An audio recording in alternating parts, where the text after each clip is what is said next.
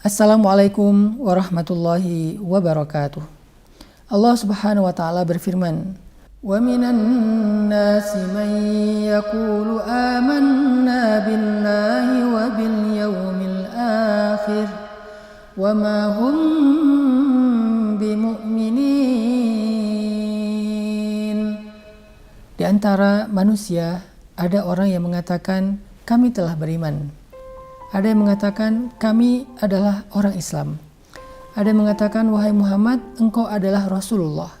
Wahai Muhammad kami adalah umatmu. Wa ma hum bimu'minin, kata Allah. Mereka bukan orang yang beriman. Mereka bukan umat Nabi.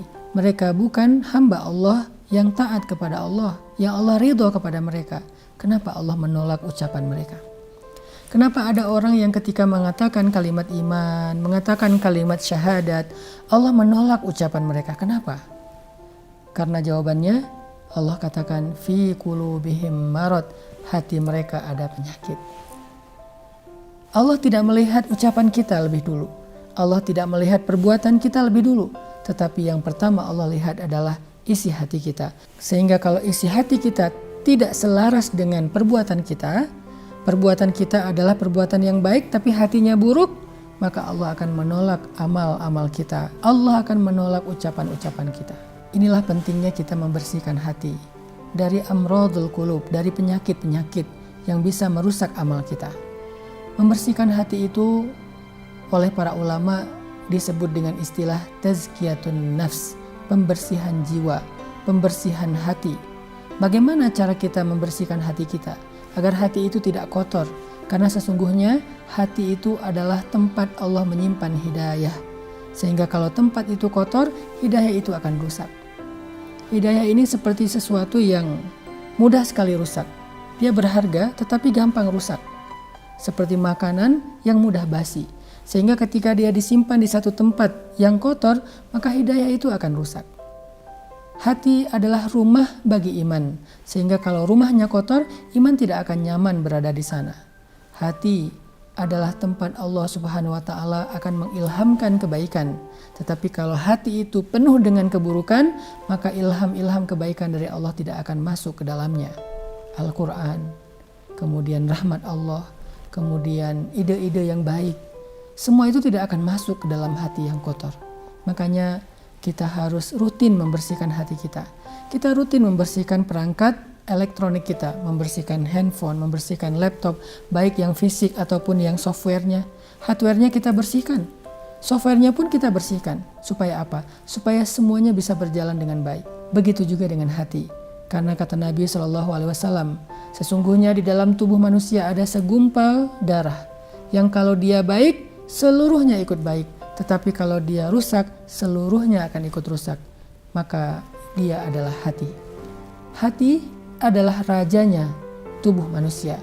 Sehingga ketika dia mensabdakan kalimat yang baik, maka seluruh organ tubuh manusia itu akan melakukan kebaikan. Tetapi kalau raja ini menyampaikan perintah kepada keburukan, seluruh organnya juga akan ikut melakukan keburukan. Yuk kita perbaiki hati kita. Yuk kita bersihkan hati kita.